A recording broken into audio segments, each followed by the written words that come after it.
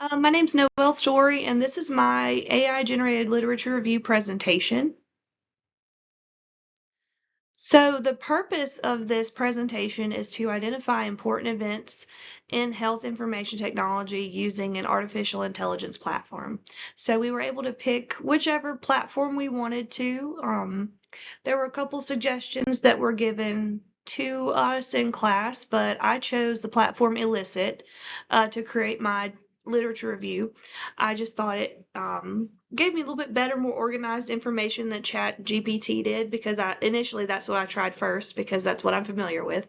Um, but I tried Chat GPT first, and it didn't really give me a whole lot of information that I was happy with. So I tried Elicit, I looked it up, and I put my same prompt into Elicit as I did with Chat GPT, and I ended up getting a lot more solid information, really. And it was organized in a nice way. It gave me a couple little charts in there comparing the 10 articles that I asked it to. And that's basically what this presentation was about. I asked it to give me 10 articles discussing the historical implications of HIT, and I used a couple different keywords to get it to give me what I wanted. So I used milestones, clinical practice, because I wanted to have some information about clinical practice in there, obviously, because HIT has really greatly impacted clinical practice as a whole since it started. Clinical education, policy changes that were put in place due to HIT, and then the historical context of HIT. So going all the way back to when it was first developed, it gave me the 1960s, 1970s, that time frame was when like the development of technology, and then all up until like 2023 was my latest historical development that it covered, and that is on this slide. So after I put all of those keywords into Elicit, it generated me a review.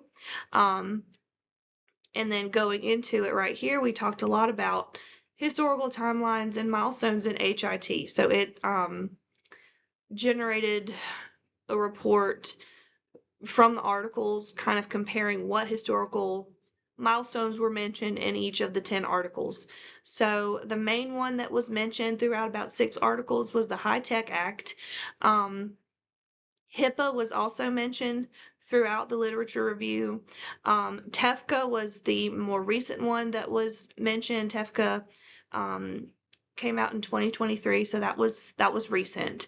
It also mentioned the 21st Century Cares Act, as well, Meaningful Use Act. So it gave me a lot of information there about historical developments. So that was great. All right. And this kind of piggybacks on the last slide. We talked about historical developments in HIT, and then a lot of historical events were related to policy that I noticed. So the Health Information Technology for Economic and Clinical Health Act of 2009, that was one of the main policies that was talked about. HIPAA was also mentioned pretty frequently. The 21st Century Cares Act, and then TEFCA, so the Trusted Exchange Framework and Common Agreement Act. So the historical framework kind of worked along with the policies that were developed along the historical timeline. So,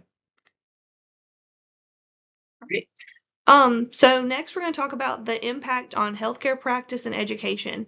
So one of the main things that they talked about throughout my literature review was the fact that EHR and HIT have really greatly increased patient safety. So, for example, when you go in to give medications, you have to scan the patient's armband, the med's armband, and it'll pop up on your EHR that you have the right patient and you're giving the right medication to that patient. In clinical practice, just some things that I've seen in hospitals, you're able to scan the IV pump now too. So you'll scan the patient, you'll scan the IV pump, and you'll scan the med, and then have it all programmed through the EHR to work the pump. So it all kind of connects with each other. So that's also really, really good for patient safety. decrease in medication errors. So we just talked about that. Decreased ambulatory care admissions, increased adherence to facility guidelines. Virtual patient consults were very um, kind of came to be more popular during COVID, using telehealth, and then now they've just kind of stuck around. I'm not saying they weren't there before COVID, but when COVID happened, a lot of people were not able to go out and see their doctor. So telehealth appointments have really stayed around, and they're really useful for people who can't go out and see their doctor every day, you know. Electronic prescribing was also mentioned in the review as being a really important milestone. Um, I can't really name a whole lot of doctors who just use a paper prescription pad anymore. So it's mostly all that I've seen using electronic prescribing. So you can send that prescription straight to the pharmacy and they can have your medications ready in a very short amount of time. So it's really useful for patients and prescribers. So EHRs. So the next two bullet points here we're mostly in reference to clinical education.